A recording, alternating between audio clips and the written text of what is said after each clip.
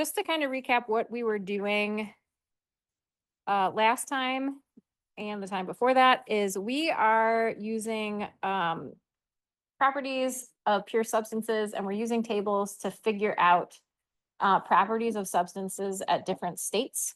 And the reason that we're spending so much time on this is when we solve our conservation of energy equation, we need to know the value of these properties like internal energy, enthalpy, entropy, and specific volume at different states. So knowing how to do this enables us to solve conservation of energy ultimately. Okay, so the kind of the workflow of what we do with these problems is the first thing that we want to do is figure out what state we're in. And that will help us know what table we need to refer to find the properties at that state. And then the second step is generally to figure out what we're looking for and what we already have and use the tables accordingly to find what's missing. So last time we ended working on an example in groups. Do you guys want to take like a couple minutes to reacquaint yourself with where you were with that problem, or are you already familiar and you want to work through it together? I know some of you got to the right answer at the end of class. Do you want to like look at it for a few minutes before we reconvene? I don't care. It's up to you. Yeah. Yeah? Okay, why don't you take like 5-ish minutes and re-meet with your group and kind of, if you need more time to look at it, that's fine. If you don't, then practice how you're going to tell me what you did.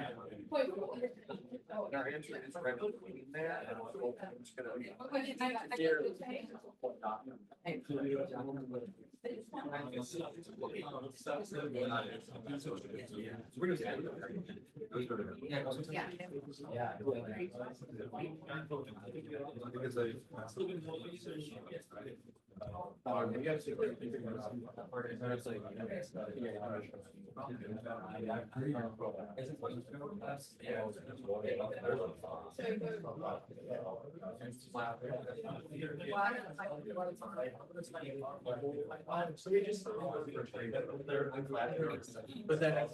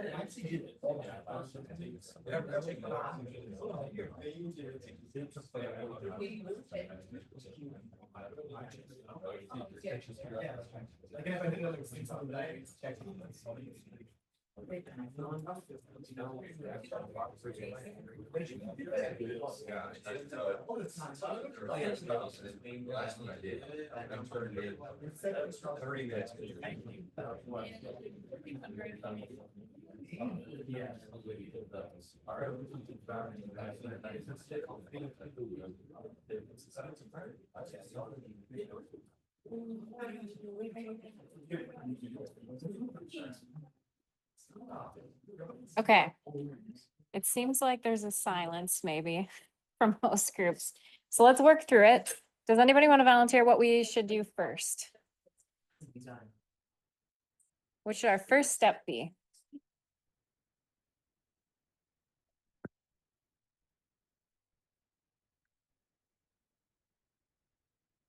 Yeah. Yeah, okay, so we want to find the state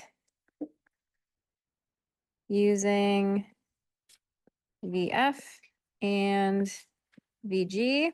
All right, and what table did you use to do that?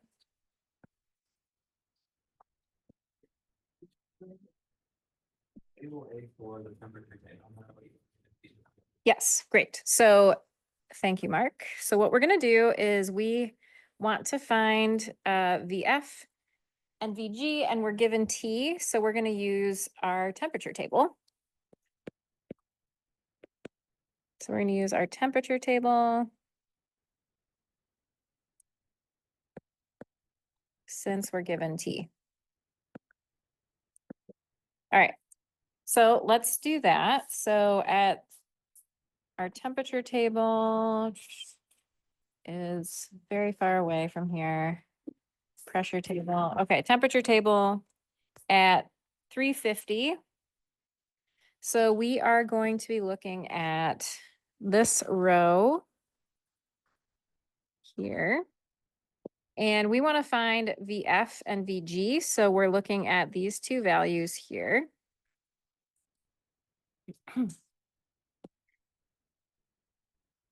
So I will just copy this and move it down here.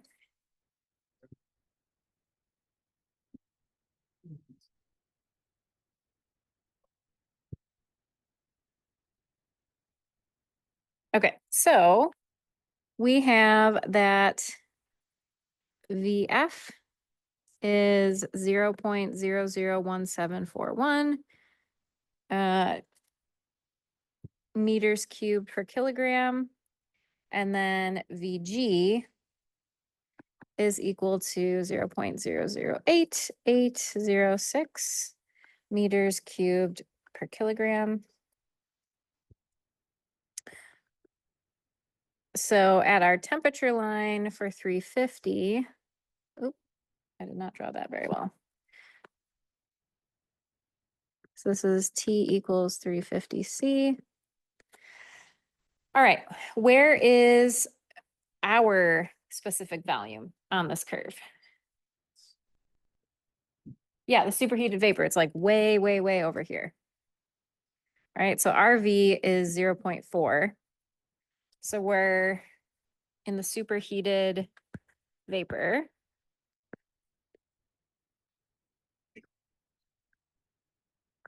Since V is greater than VG. Did everybody get this far? Any questions on this step? No, you guys are all old pros? Okay, cool. All right, so we know we need to use our superheated vapor table, so that is very useful to us. The next thing that we want to do is use the superheated vapor tables to find P given T and V. Okay? Right? Okay, so I'm gonna make a table. Well, actually, let's talk about this for a second. So when we go to our superheated vapor tables, what do we notice about the structure? we have pressure cells, right? So we're given a temperature and we're given a specific volume, but we want to find the pressure. So chances are we're going to have to interpolate for the pressure, right? This is a little bit different than what we did before, because before we were interpolating between two rows, but now we're going to have to interpolate between two pressure cells. Okay. So I'm going to organize our data into a little table. So we have pressure and we have specific volume. And this is meters cubed per kilogram. And actually, this is not enough space. I'm going to move this over.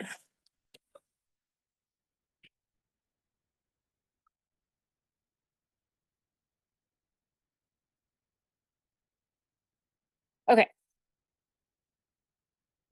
All right. So we have that our specific volume is 0.4. And we also have that this is happening at a temperature. All of this is at T equals 350 C. Okay. So going back to our pressure tables, what we want to do is we're only going to look at rows that have 350 degrees C, right? Because we know that our temperature has to be fixed. And we want to find entries that have a specific volume that are a little bit above and a little bit below the 0.4 for specific volume. Okay. So I am going to kind of systematically go through here and I'm going to look at 350 C and the specific volume. So this is 0.06. I'm really far away here. So I'm going to go up in pressure quite a bit.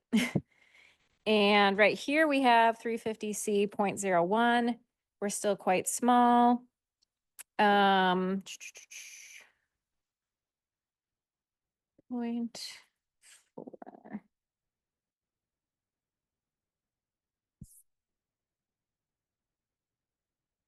Wait a second. Oh, sorry, I started in the wrong place. Okay, went the wrong way. Okay, so when we go down in our pressures, our specific volume goes up, right? So here we have 350 is a specific volume of 0.17. So we still want to be larger still. 350.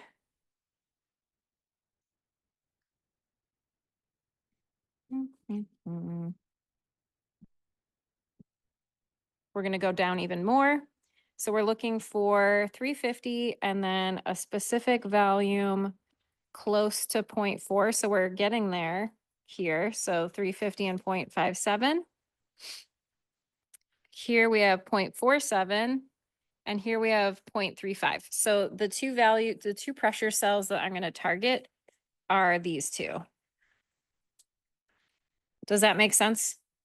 So we're making sure that we're looking at our temperature row consistent with what we have in the problem, which is 350 C. And then we kind of went through the pressure cells until we found two that are close to our targeted specific value of 0.4. Okay. So we are going to use these.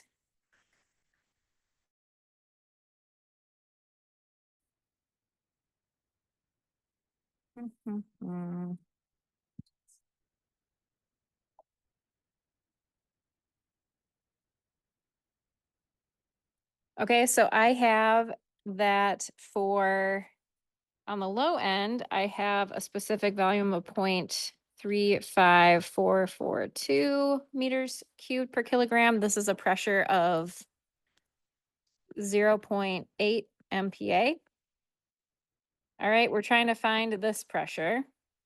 And then on the high end, we have a specific volume of 0.47428 meters cubed per kilogram. And this pressure cell is a pressure of 0.60 MPa. All right, so we're expecting to find that our pressure is somewhere between 0.6 and 0.8 megapascals, right?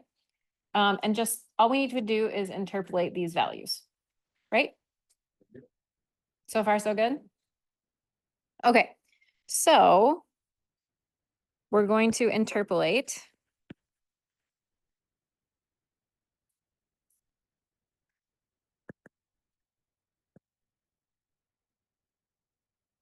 All right, so we can say that the slope between 2 points is equal to the slope from the middle point. All right, so if we have P minus 0.8 divided by 0.4 minus 0.35442, that's got to be equal to the slope between the end points. So we have 0.6. Oh, let me switch the order here. Sorry.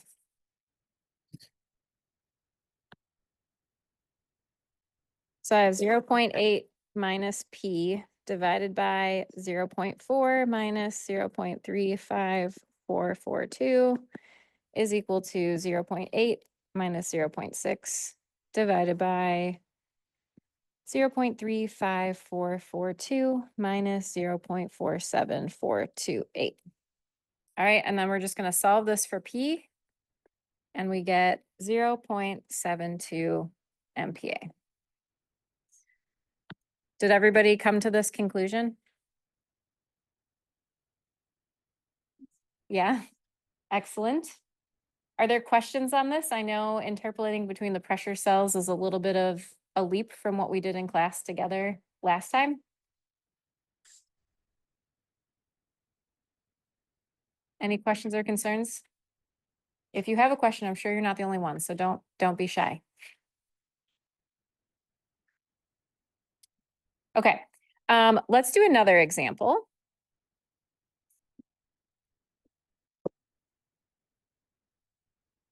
This one is going to use our skills of looking up states from the tables, but we're going to use it in the context of kind of a more robust problem other than saying like, these are 2 things about the state, what's the third? So we're going to make use of that, but in the context of a more real world problem here. Okay, so we have a rigid tank with a volume of 5 cubic meters that has 50.86 kilograms of water that initially consists of a mixture of saturated liquid water and saturated vapor at 0.1 megapascals. Heat is transferred to the tank until the vessel is filled with saturated vapor. Determine the initial quality of the mixture and the heat transfer for this process. Okay. So let's draw a picture. So our step 1 here is we're going to draw the system and write down our givens.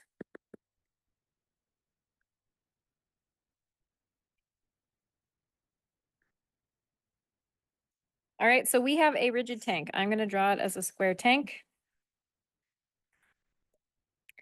And our system is just going to be the inside of this square tank. Is this an open or a closed system? Closed. I feel like I heard a lot of whispers that said closed. Yes, you're right. The collective whisper is correct. And so we start off with a mixture of saturated liquid water and saturated vapor. Kind of in this way. So I have my saturated liquid down here.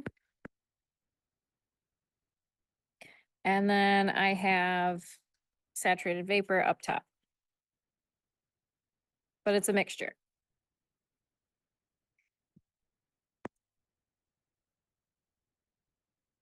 Okay. And then we're also told that there is heat going into the system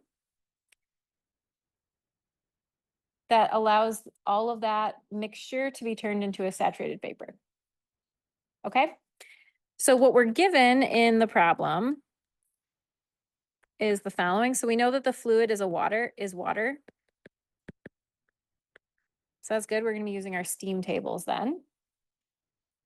We know that the mass is 50.86 kilograms. And we also know that its volume is 5 meters cubed, because that's the size of the tank. It's important that the problem told us it's a rigid tank. That means its volume has to stay the same, right? Okay. We're given some information about state 1 and state 2, so let's just organize that first. So for state 1, we have that our pressure is 0.1 megapascals, and we're also told it's a saturated liquid and a saturated vapor mixture.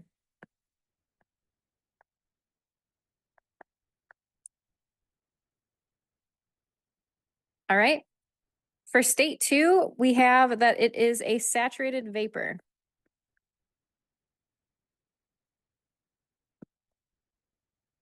That means that its quality is 1 and it's on that saturation curve, right?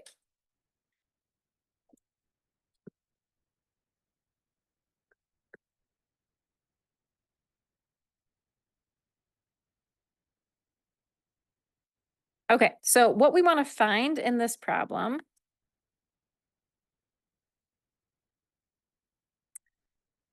is the following. So we want to find the quality of state 1, and then we also want to find Q.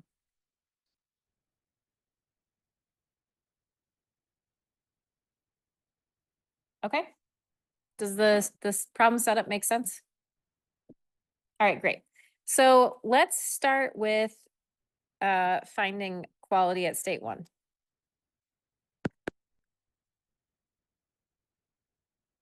Okay, so the first thing that we're going to do is how do we find quality? So our equation that we can use for this is x1 is equal to the mass of vapor at 1 divided by the total mass. Right? We know this.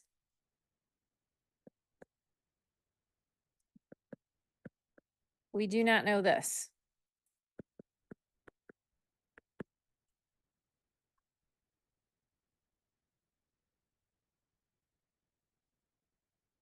Okay.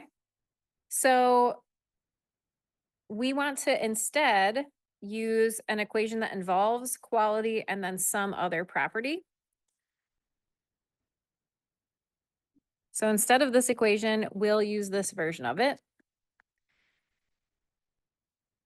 That V is equal to VF plus X VG minus VF. Okay.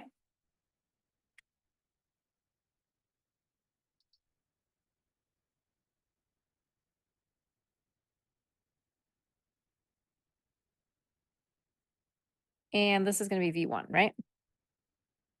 So what of this do we have and what do we need to find? Do we have anything already kind of immediately accessible to us? V1, right? Thank you, Mark. How would we find V1?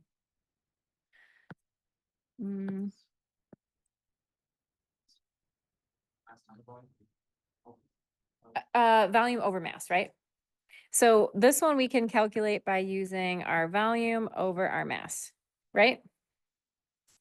So we have 5 cubic meters divided by our mass of 50.86 kilograms gives us 0.09831 meters cubed per kilogram. Okay. What about VF and VG? Can we find these things somehow? How? Yeah, so we can go to our tables. We're given pressure. So we're going to go to the pressure table and we can find VF and VG at the pressure of 0.1 megapascals, right? So that's what we'll do. So for these three, we can find VF and VG using the pressure tables.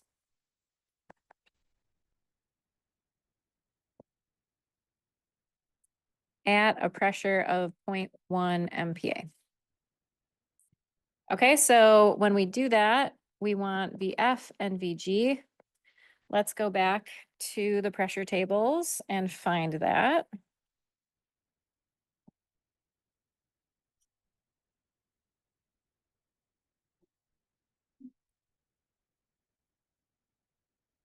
So remember, 0.1 megapascals is 100 kPa, right?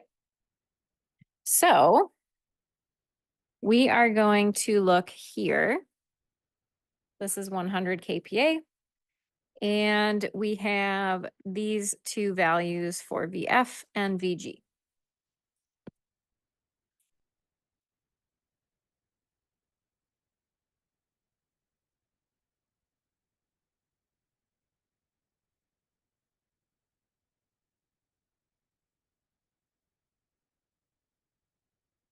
All right. So we have that VF is 0.001043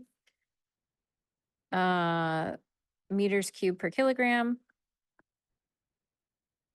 And then VG is 1.6941 meters cubed per kilogram.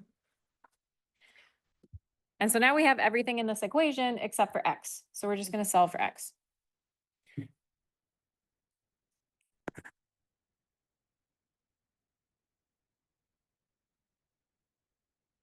And this is X1. So we have that X1 is equal to V1 minus VF divided by VG minus VF, which is 0.057, or we could write this as 5.7%.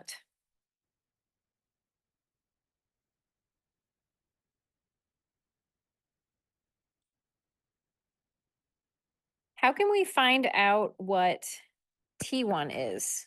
The temperature at state 1. Does anybody remember what the temperature is for a saturated liquid vapor mixture? So it's always the saturation temperature. If you're under the saturation curve or the vapor dome, then T1 is always going to be T sat at P1, which is this value right here. So we have 99.61 degrees C.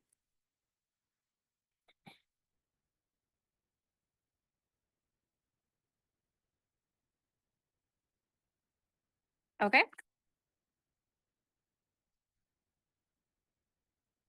Does this feel okay for, oh yeah. That's always the case when it's a saturated. If it's under the vapor dome, so if it's a saturated liquid vapor mixture, then it's always at the saturation temperature at that pressure, and then saturation pressure at that temperature. Works both ways.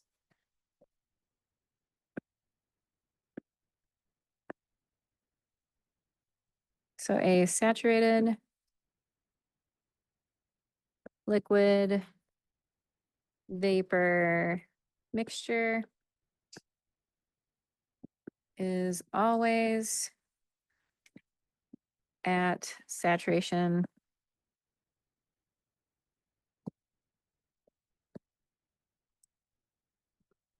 temp at that pressure. All right, which is just the long way of writing that T1 is T sat at P.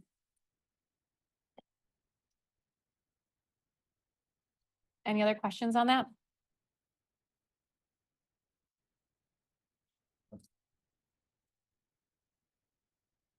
Okay, so we have found our quality.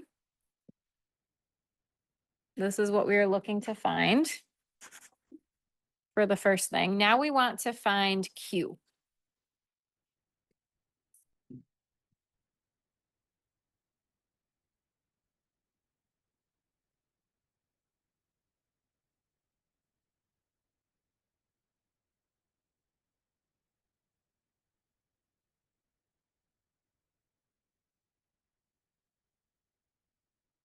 So now we're going to connect with what we talked about in the previous unit. So we want to use conservation of energy for this, right? That's where Q shows up.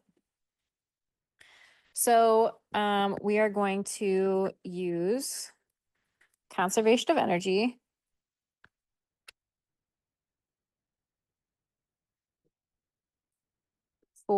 for process 1 to 2. All right, so essentially what we have is that E2 minus E1 is equal to Q minus W, right? And if you remember,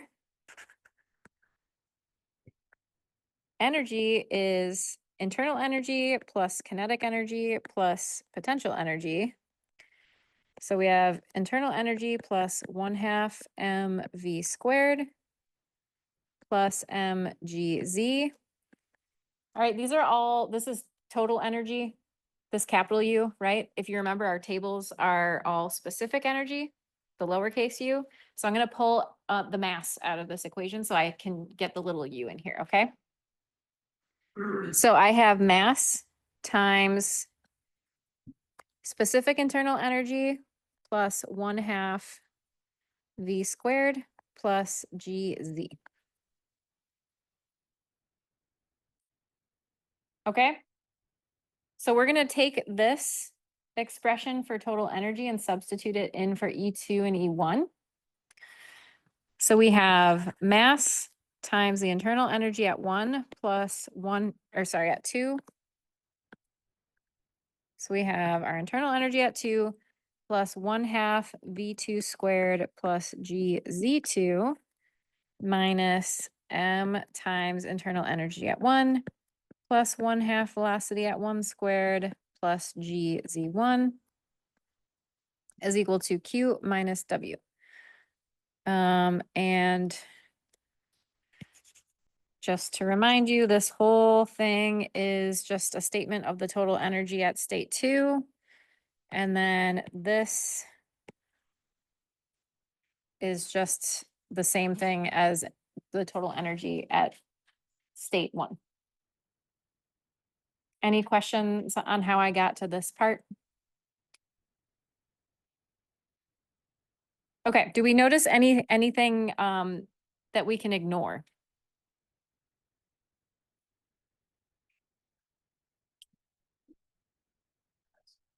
What's that? Mass? I would suggest that we keep mass because we want to find Q, right? Yeah. Yeah, so we're not changing potential energy. We're not changing elevation of our tank. At least we haven't been told that. So we're going to assume that we're not. That's a good one. Anything else? Oh, the V squared. So that's velocity, but yes, I agree with you. So our tank is not, moving around. If it was like spinning around in orbit or something, then we would have to consider that. But it is not changing velocity. And then is there any other term that we might be tempted to get rid of? Did someone say work? Yeah. Okay. Yes. So let's talk about the work one really quick. So work is 0.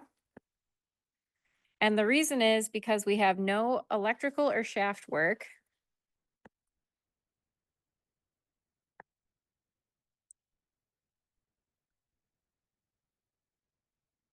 And also because it's a rigid tank. So if you remember, our boundary work is given by the integral from volume 1 to volume 2, P dV. And this is equal to 0 because our volume 1 and volume 2 is the same. Yeah. Explain what. So boundary work is the work that happens if our container were like squishy or expandable. So if it's changing its volume and pressure, then we can have boundary work. All right, so we can get rid of our work term too. All right, so now our equation is much simpler. So we have our mass times U2 minus U1. I'm just grouping those 2 remaining terms on the left-hand side. And this is equal to Q.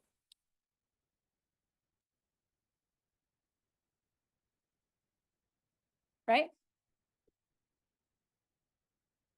Okay, so essentially, oh, is there a question? Okay. So essentially what we need to do is we need to find the specific internal energy at states 1 and state 2. We already know the mass. It's a closed system, so our mass has to stay the same at both states. So we have that. And now we just need to find internal energy at 1 and 2. Okay. So we have, let's do state 1 first. So state 1 is a saturated liquid vapor mixture.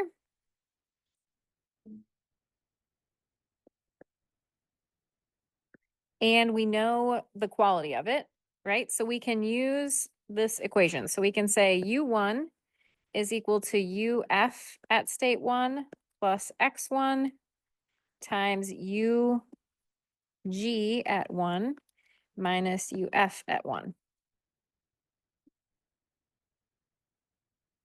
And we have all this stuff already from the first part, right? So let's plug all those values in. So we have, did I put them in this table? Ah, blast. Okay, I should have taken a larger picture. Let me go back.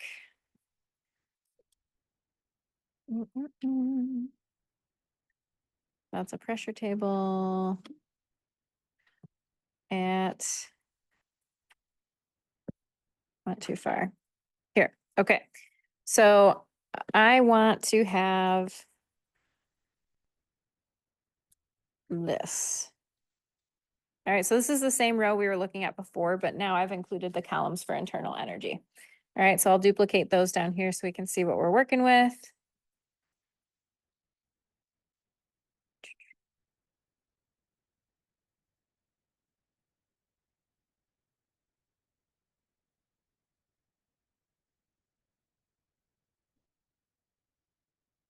So this is UF, UG. And we want to use these values. Okay.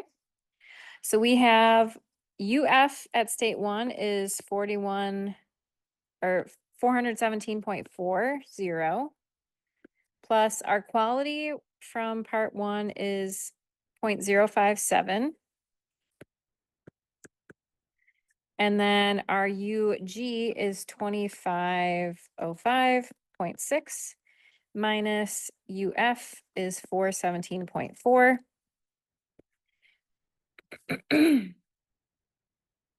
All right, which gives us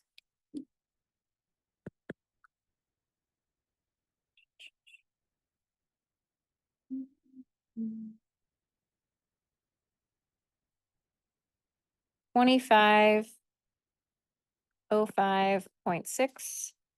Oh no, sorry, that's UG. Sorry, 536.4 kilojoules per kilogram. Okay, so we've figured out one piece of this. So this is U1. All right. Any questions on finding U1? Okay, now we want to find U2. So the first thing that we should recall is state 2 is a saturated vapor.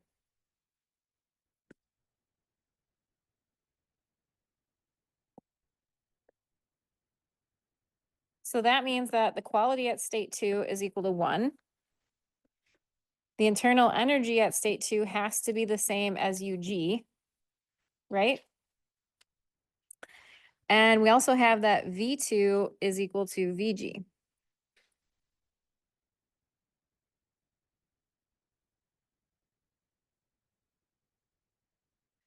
Since this is a closed system,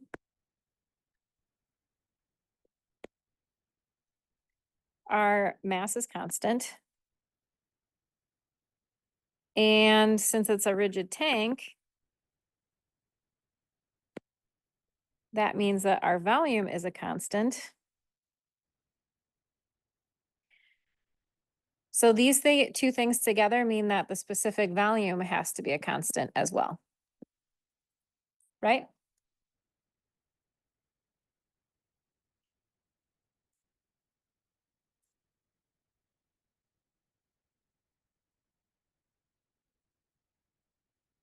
Okay. Okay, so that means that V1 from part one, from the first part is 0.09831.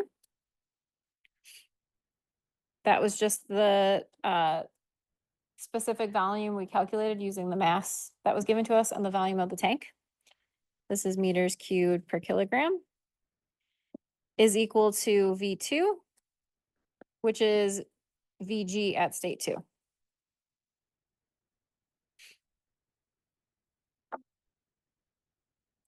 Okay. So if we draw our process on a PV diagram, what we have is the following. So this is our saturated vapor line, right?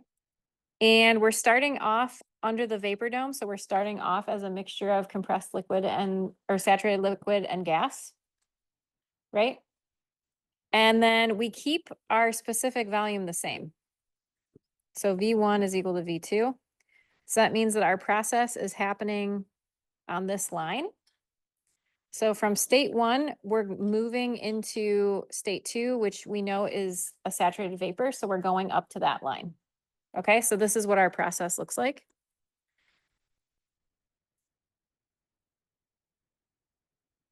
Does that make sense? Okay, so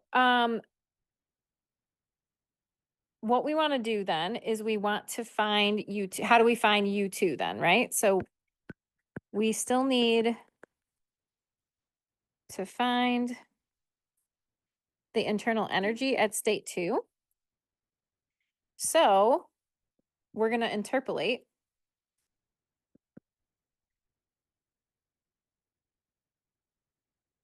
table A5 for the UG value that gives us the specific volume VG 0.09831 meters cubed per kilogram. Does that make sense? So we know the specific volume has to be fixed. And so we are just going to interpolate to figure out what that UG must be. Okay, and we're looking for UG because we're on the saturated vapor line. So all of the properties at that state are going to be VG, UG, HG, SG, right? Okay, so let's do that next.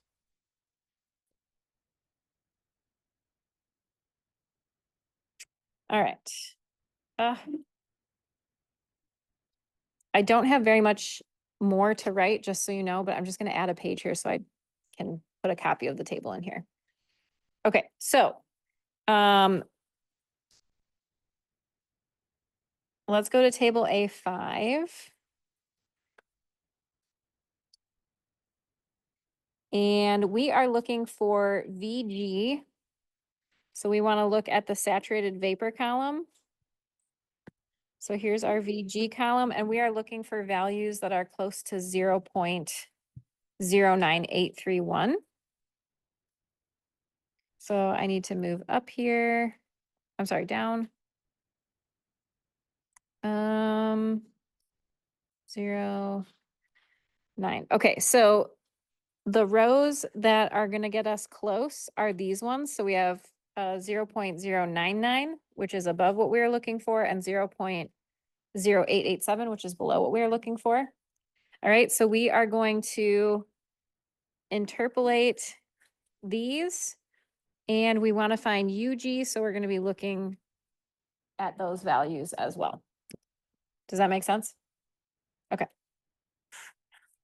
I'm going to just take a little picture of this and move it back to where we were working.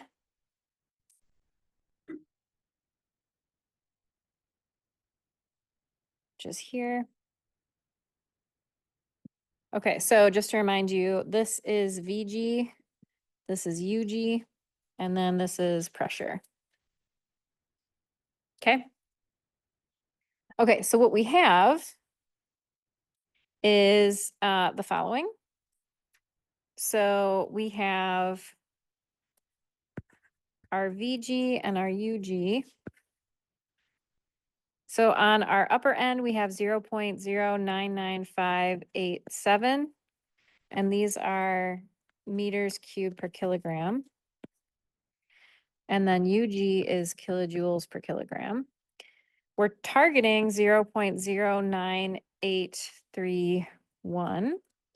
And then on the low end, we have 0.088717. And then this is the UG2 we want to find. And on the upper end, we have on the lower end, we have 2599.1 and 2600.9. Okay, so we're going to interpolate this.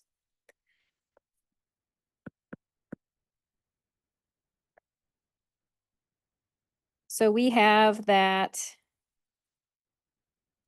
UG2 minus 2599.1 divided by 0.09831 minus 0.099587 is equal to 2600.9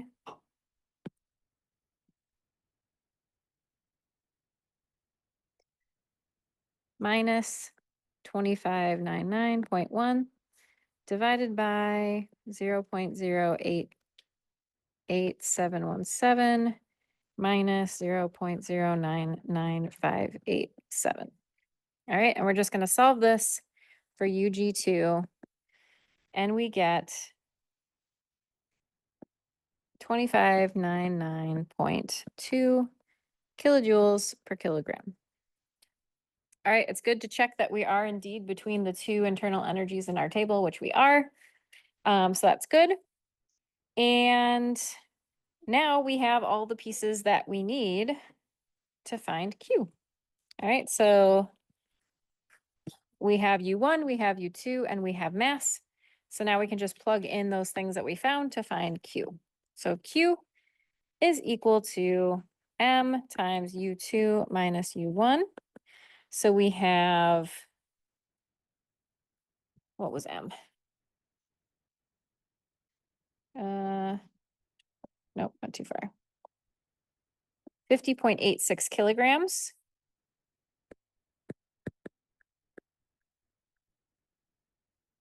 And then times U2, which is 2599.2 kilojoules per kilogram. I screwed up that unit. Minus U1, which is 536.4 kilojoules per kilogram. You'll notice the units here, the kilograms cancel. All right, so we end up with just kilojoules, which is good. That's what we'd expect for Q. And we find that we get 104,914 kilojoules. So what does that mean? Is heat going in or out of the system?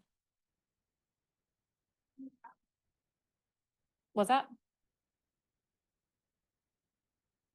So when Q is positive, that means that heat is input. All right. And conceptually, if we think about this, we've gone from a liquid vapor mixture and we've added heat into the system and it's turned into a saturated vapor. All right. So to change state, it makes sense that we've added heat to that system, right? Any questions on this process? Feels okay? Yeah. You can only use the A5 tables for the saturated liquid vapor mixture.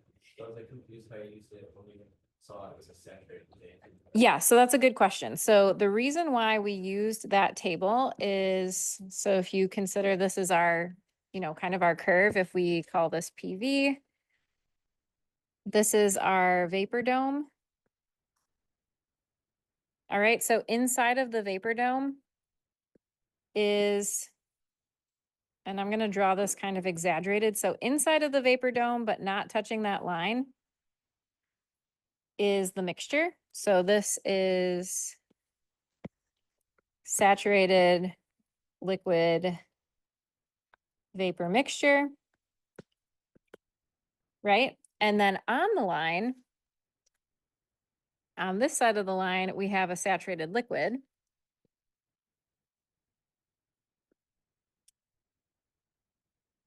And then on this side of the line, we have a saturated vapor.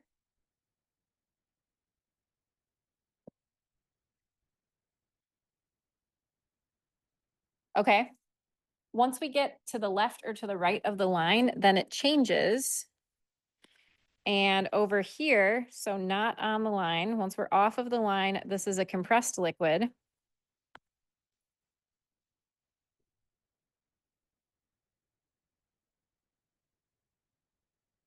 And then off of the line to the other side.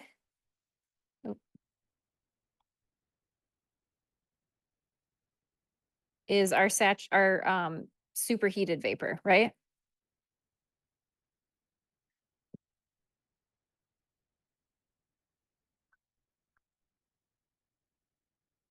Okay, so we have a table for compressed liquid, right? We have a table for superheated vapor, right?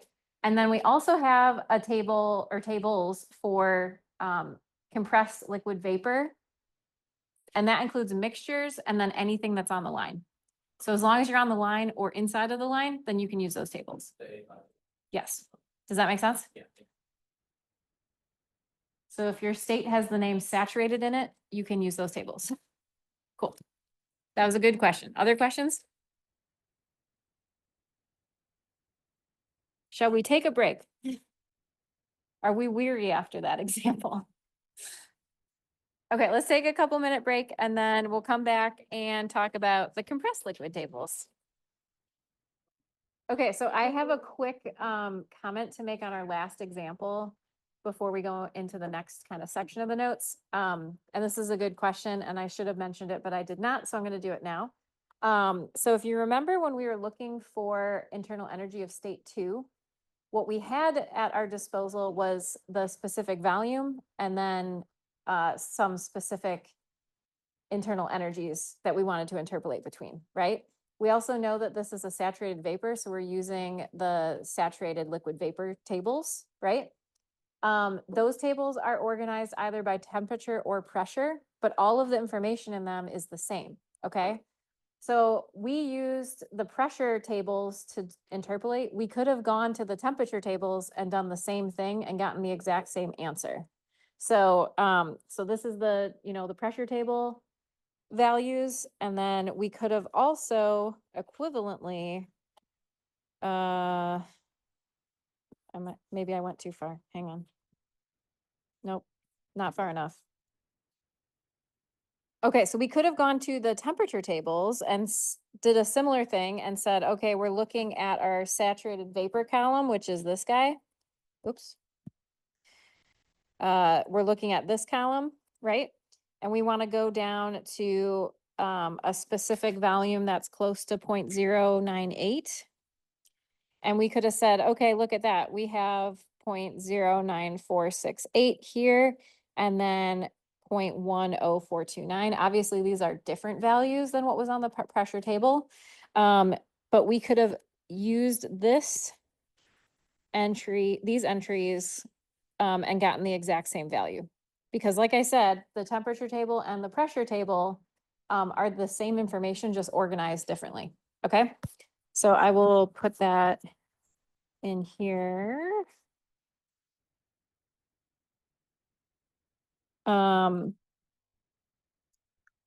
So just so you know, it's for this sort of a situation, it's a choose your own adventure. If you want to use the temperature tables, that's fine. If you want to use the pressure tables, that's fine. You will get the exact same answer as long as you interpolate correctly. Okay. Any questions on that? Okay.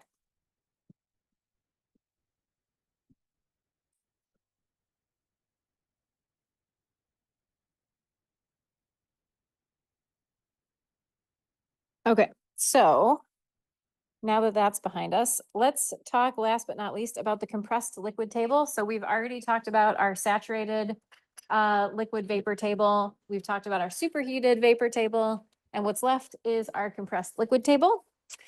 So this information is not as readily available as superheated vapor or mixture data. So in the textbook, we just have compressed liquid tables for water. And you'd be a little bit more hard pressed to find this information for other fluids. All right. This table is organized in a similar manner to the superheated vapor table. All right, so if you look at the table, which I've reproduced over here, you'll notice that we have pressure cells again. So it's organized in a very similar way with pressure cells.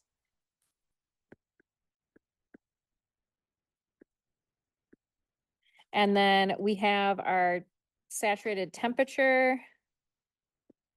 So this is our Tsat at that P, at that pressure.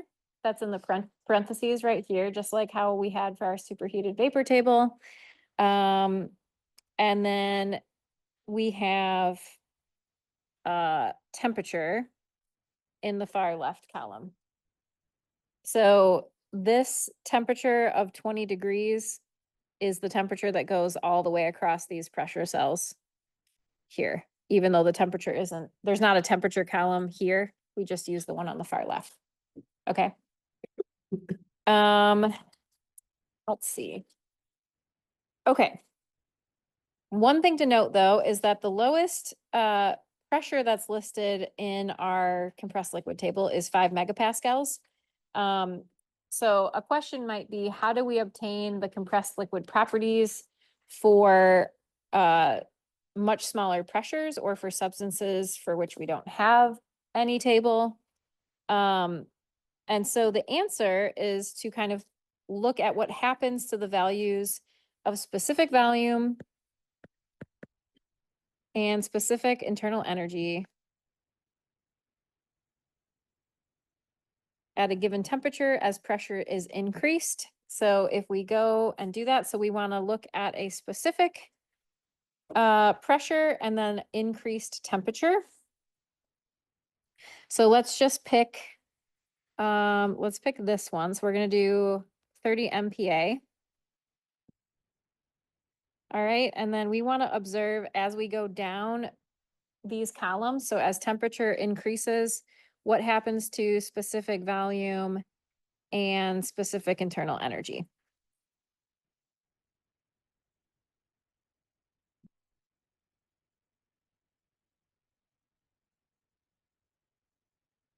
Are they changing a lot or a little?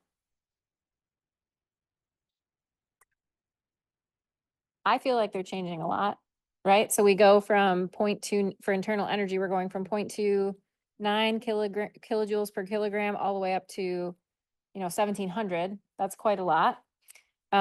Specific volume is doing a similar thing. So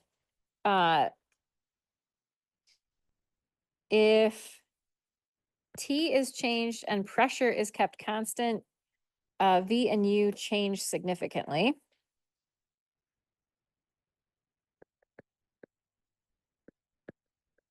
Whereas if we look at what happens when pressure is increased, but temperature is kept constant, so we're going to do the opposite thing. So we will look at, let's say, 80 degrees C, and then let's move up in pressure. So we have, let's look at internal energy first. So we have 330.5, 328.4, 324.42 for internal energy, and then kind of a similar story for the specific volume. So we have 0.00102, 0.001 essentially rounded up to 0.2, and then a similar story. So we're not seeing a lot of change when we keep temperature fixed, but increase pressure. Okay. So these barely change as pressure's increased, but holding temperature constant. Okay. If we look at enthalpy as well, it changes a little bit more than V and U.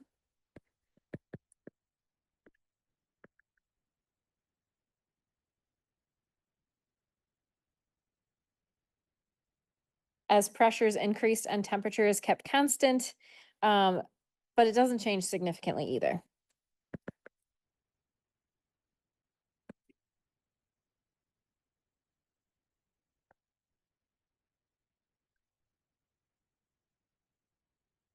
And the reason for that is because enthalpy is defined as internal energy plus pressure times volume, specific volume. All right, so any changes in internal energy and specific volume are going to be added together. So it is changing a little bit more than those two do individually, but it's still not significant. Okay, so a good approximation for compressed liquid data is the following. So our specific volume is going to be roughly equivalent to VF at a given temperature. So what I'm saying here is use saturated liquid values at the given temperature. And since I'm talking about a saturated liquid, that means I'm on that saturation curves, and it means I'm going to use the mixture tables for that. Okay. And then our internal energy will be approximately equal to UF at T. So this is the same idea. So we're going to use saturated liquid values at the given T. Don't do this for basing it on pressure, right? So if you remember, we said if T is changed and pressure is kept constant, so this difference with internal energy and specific volume changing versus whether we keep pressure or temperature constant, that means that we want to use the temperature tables and not the pressure tables, okay?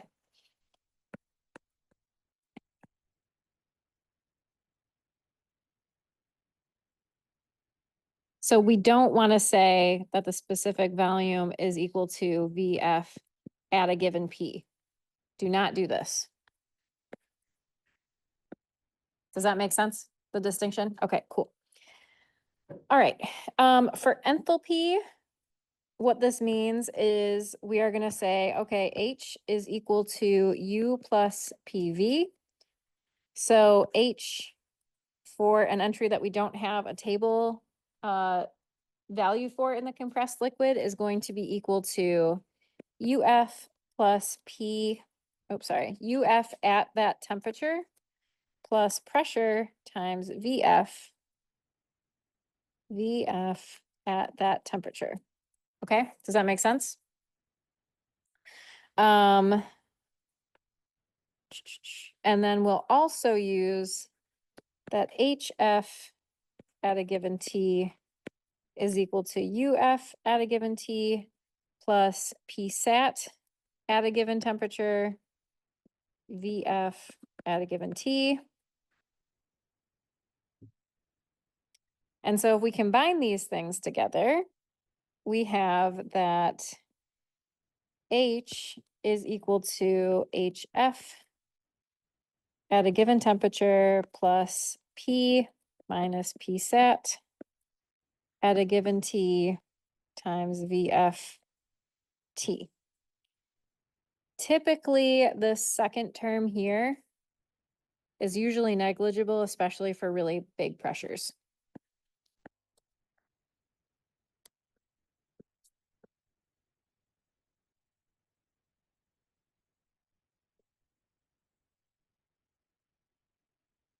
All right, so given that, then we can say that H is roughly HF at a given temperature.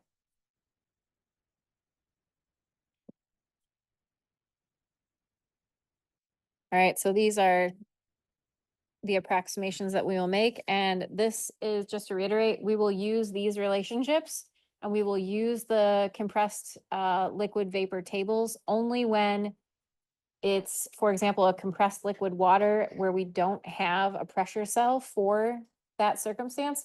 or if it's a fluid that we don't have a table for it at all. Okay, Will you put these approximations on the exam? on the equation sheet? Yeah. Other questions? I promise I try to be pretty friendly with exams. I don't try to trick you with something that I wouldn't expect myself to know. Okay. All right, let's use this in an example.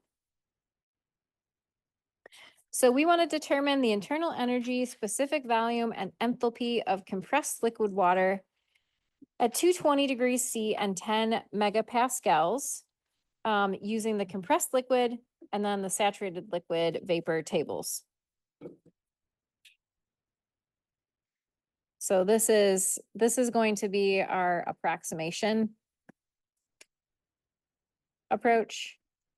And then this one is going to be using the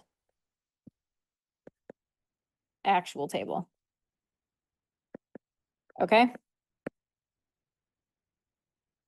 Do we want to like divide and conquer this? Does half the class want to do it with the compressed liquid table, and then the other half of you do the approximation way, and then we can check our work? You want to try it? Do you want to practice it or no? Otherwise, I can do it for you. What do we think?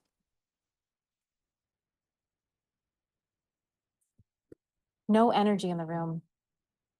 You don't care? Okay. I'm going to make you do a different thing then. So I'll do this one for you. Okay, so if we use our compressed liquid table, we have that our state is 220 degrees C and our pressure is 10 MPa. And we want to find internal energy, specific volume, and then enthalpy. All right, so let's go to our compressed liquid table. So for 220 and 10 MPa, this is our 10 MPa pressure cell, right? And then I want to go to 220 C. So that is this line here. Okay, so I have everything that I need. So I'm going to just write these down. So I have the internal energy is 934.01 kilojoules per kilogram. Specific volume is 0.011809 meters cubed per kilogram. And then enthalpy is 945.9 kilojoules per kilogram. Okay. So this is our not approximated values that come right from the compressed liquid table. Okay. Does that make sense? Does everybody feel okay? All right. Reading these tables is just the same as the superheated vapor table. So I didn't belabor it, but if there are questions, let me know. Okay. Now we're going to do our approximation. So we're going to do the following. So our U is going to be approximately UF at our temperature, so 220 degrees C. V is going to be approximately VF at 220 C. And then H is going to be approximately HF at 220 degrees C. All right, so let's find that. So essentially what I'm doing is I'm just going to go to my mixture table for temperature, right? So the one that's organized by temperature, and I'm going to look for UF, VF, and HF. All right. So we will go all the way back in time to the very beginning of this. Okay, so here is our saturated water temperature table. And I want to find the entry for 220 C, which is right here. And I will duplicate that for us.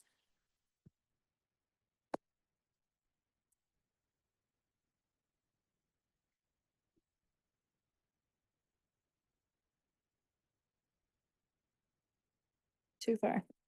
Okay, so we have our table. So our internal energy at a saturated liquid state is 40.79 kilojoules per kilogram.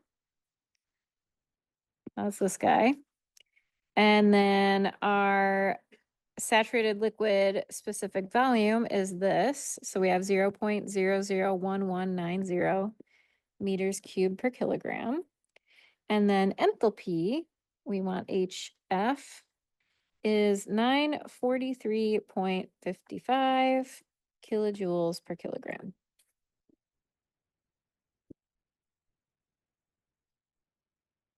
All right, so looking from the orange values that we got from our actual table data to our approximations, it's not too bad, right? Internal energy is off by the most, I think, just eyeballing these, but still kind of within the ballpark. So if we don't have a table to use, this gets us pretty close. All right, any questions on this? Yeah. We use the temperature, not the pressure. So we're using the temperature and not the pressure because we know that our enthalpy, our internal energy, and our specific volume changes a lot if we keep pressure constant and change our temperature. And then if we switch the order of that, they barely change. So if we keep our temperature constant, we know that for like a constant temperature band, we don't see a lot of changes in the energy. So we want to target a region where we're not seeing a lot of movement in the data. Does that make sense? Okay. Okay, great.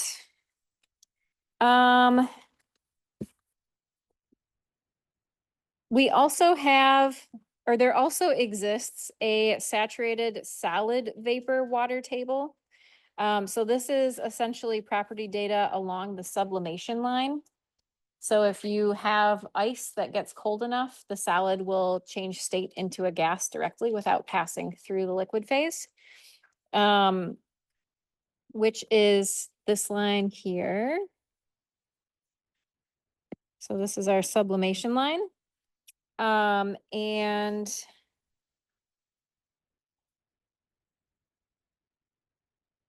so this in the book, we only have a table for water.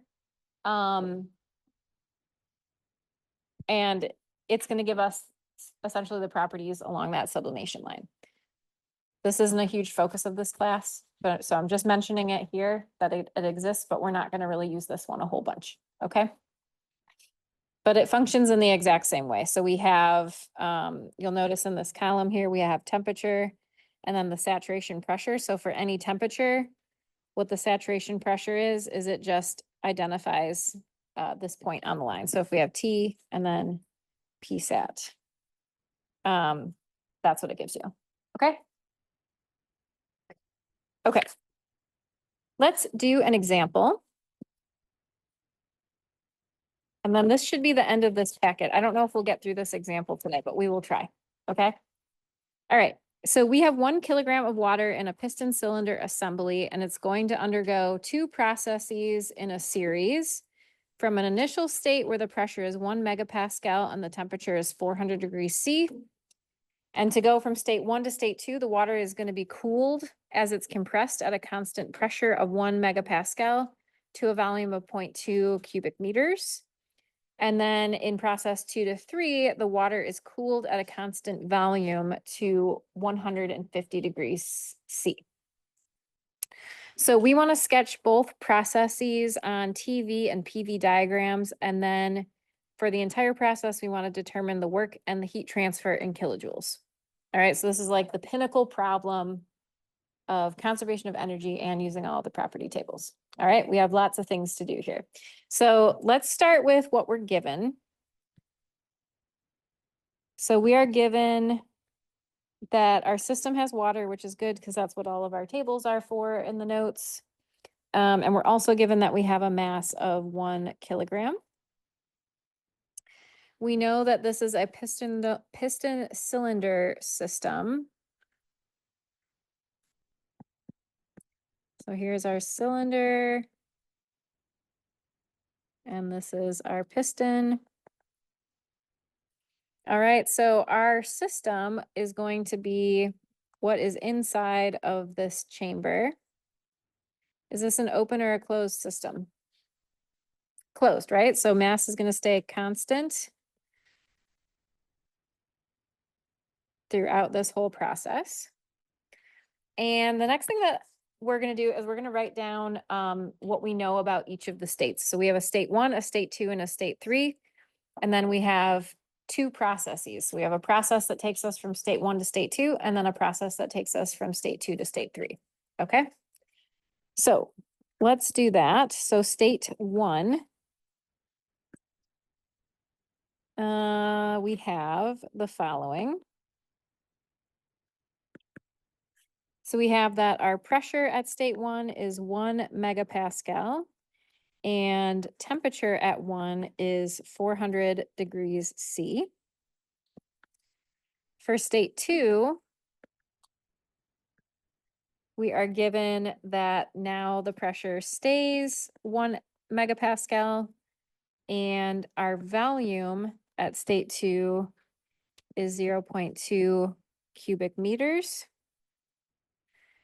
And then for state 3, we have that the temperature is 150 degrees C. And then our volume is constant, so it's equal to V2, which is 0.2 meters cubed. Okay? Okay, we also have 2 processes to manage. So going from state 1 to state 2 is process 1, 2.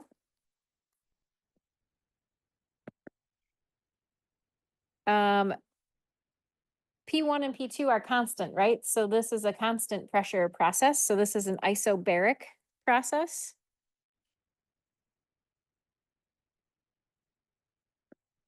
Or P equals constant, P1 equals P2, right? Does anybody remember what the type of process is called for process 2, 3?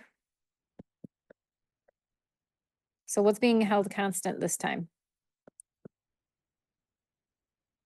Volume, right? So this is a constant volume process, which is isochoric.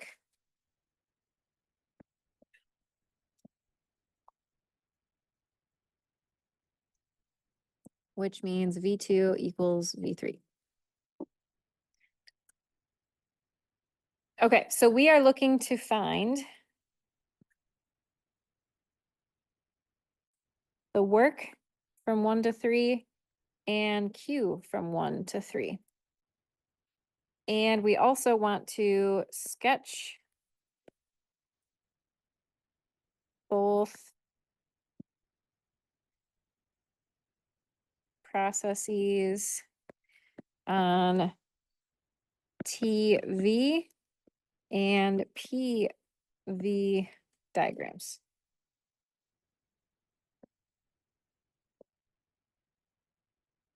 Okay.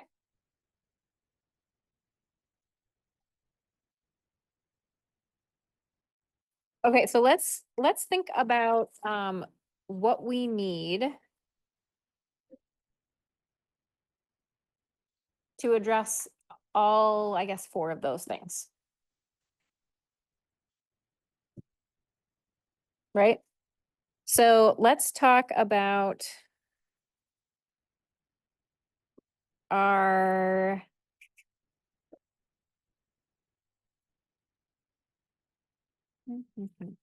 let's talk about what we need for our diagrams first. So if we want to sketch a TV or a PV diagram,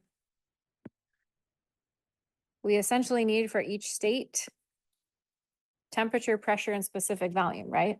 In order to put the points on this thing, right? It also would be convenient to know what state we are so we can draw it in relationship to the vapor dome, which I'll just sketch in here anyways. So anytime you draw a TV or a PV diagram, I also expect you to kind of sketch out where the vapor dome is. So I want to be able to see what state it is, not just, a line in the cosmos. Okay. Okay, so let's do that first. We know some of these things already. So we know T1 is 400 degrees C. And we know that T3 is 150 degrees C. So I can put those things on here. So I can write that T3 is 150 degrees C. And I can also write that T1 is 400 degrees C. Right? And we need to know about specific volume.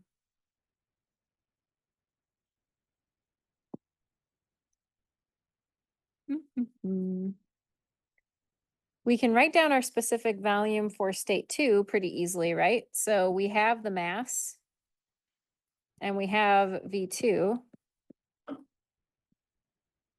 right? So if we have 0.2 cubic meters divided by our 1 kilogram, this is 0.2 millimeters cubed per kilogram, right? And we also know that V3 and V2 are the same. So that means V3 is also 0.2 meters cubed per kilogram, right? So I can write that on my diagram. So this is V3 equals V2 is equal to 0.2 meters cubed per kilogram. And then I'll put that over here as well.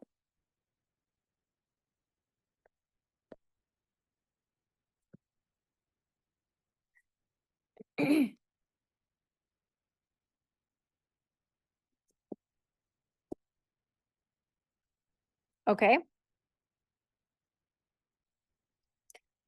What about pressure? Do we know anything about pressure? We know P1 is 1 megapascal, so is P2. And then we don't know what it is at state 3 yet though, right? So we can put, we can just make a note here. P1 is 1 MPa. And P2 is 1 MPa. All right.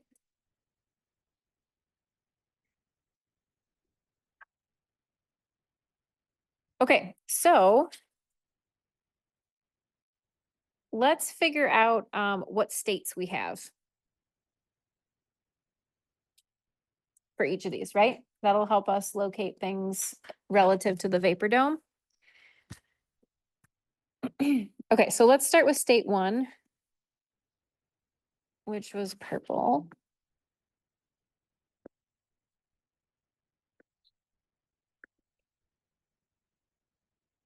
Okay, so we have P1 is 1 MPa and T1 is 400 degrees C. So we need to figure out what state it is. What should we do? You remember? The temperature table or the pressure table? It does not matter which one, but we would like to find out we want to find either, so we want to find either PSAT at T equals 400 degrees C, or we want to find TSAT at P equals 1 MPa.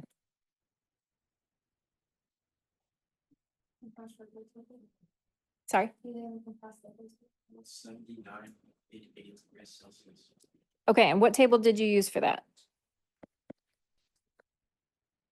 Right, for the mixture, right? Okay, great. So yes, so this is 179.88 degrees C.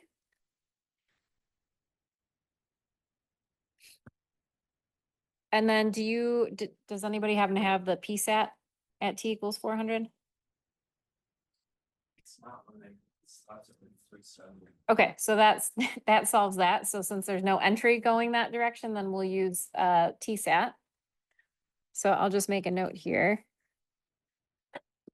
Not in the tables. All right, so comparing, if saturation temperature at 1 MPa is 179.88 degrees C and we are sitting at 400 degrees C, what state would we be in?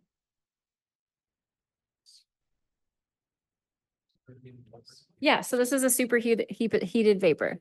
So since T1 is greater than Tsat at P equals 1 MPa, this is a superheated vapor.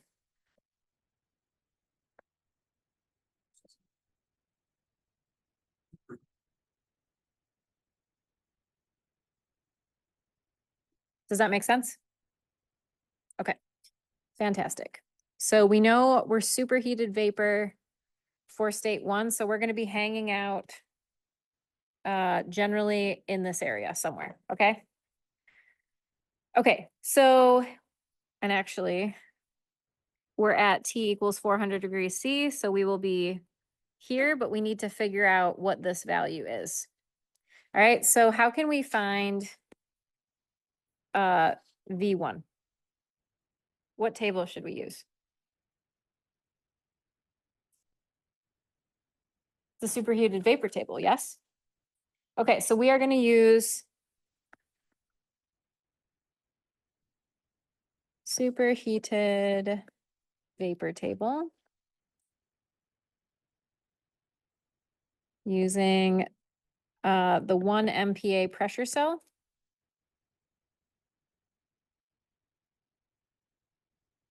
And T equals 400 degrees C. Has anybody found it yet?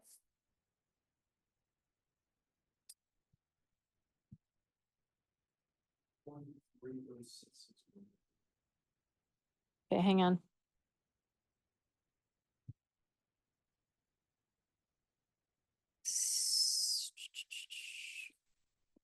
Okay, so we're looking at this table, right?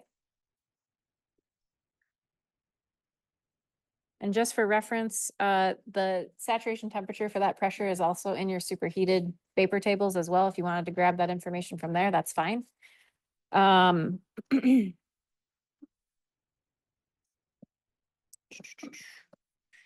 so, nope.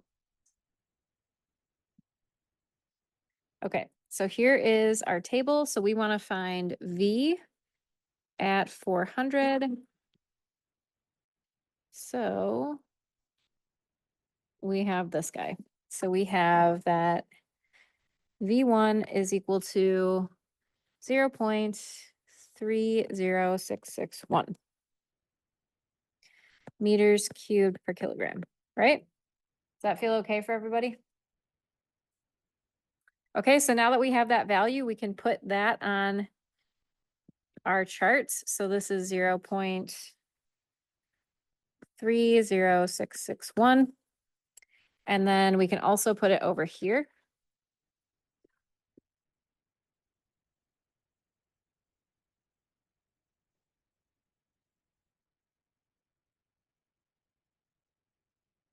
Okay. So we know state 1 is going to be somewhere on this line. We don't yet know what the pressure is. Right? Or do we? Oh, we do know. It's 1 MPa. Okay, so we have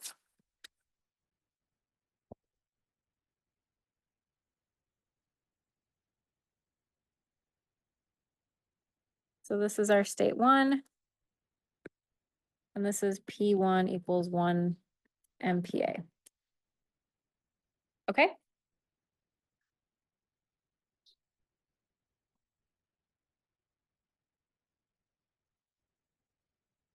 Okay, let's see if we can do state 2. If we can't, we'll just do it next time.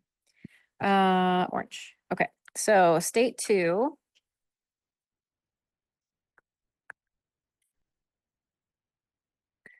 We have V2 is 0.2 cubic meters per kilogram. So we already calculated that before, just using the volume at state 2 and the mass in the system. And then we also have that P2 is equal to P1, which is at 1 MPa. Okay, so we need to figure out what state this is. Right? How should we do that?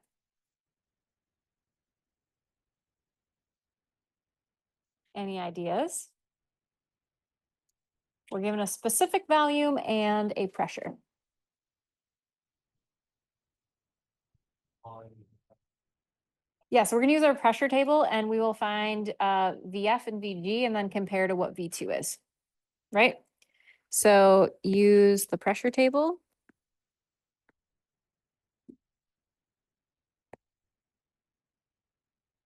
To find VF at state 2 and VG at state 2. And compare to V2. Okay. So I've got 1 MPa and then V2 is 0.2. So let's go to the pressure table.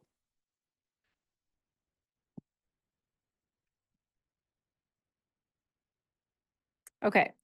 So 1 MPa is 1000 kPa.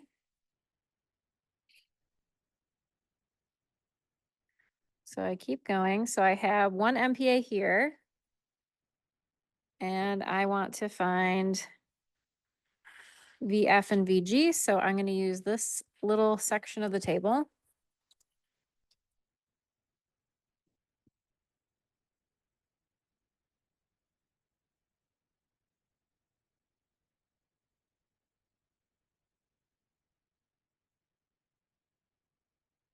Okay, so I've got this guy. And I'm going to be looking at VF and VG.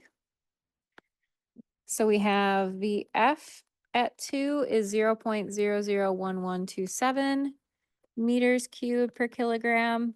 And then VG at state 2 is 0.19436. All right, so what are we looking at? If our V2 is 0.2, what state are we? Yeah, so we're still a superheated vapor. So V2 is greater than VG2. So we have a superheated vapor again.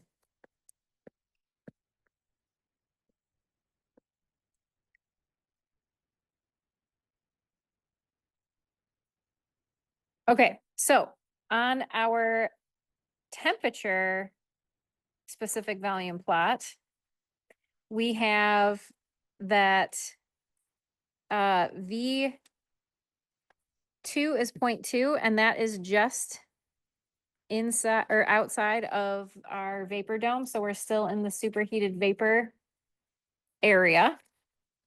But if you remember on a TV diagram, we end up with isobar lines. So we can draw that kind of squiggly line for a constant pressure. And we know that we're on a constant pressure line. So it generally looks like this. So this is our isobar for P equals 1 MPa. And this is our state 2. And this is state 1. And so going from 1 to 2 is going to follow that process line. I'll stop here, but are there any questions on this so far?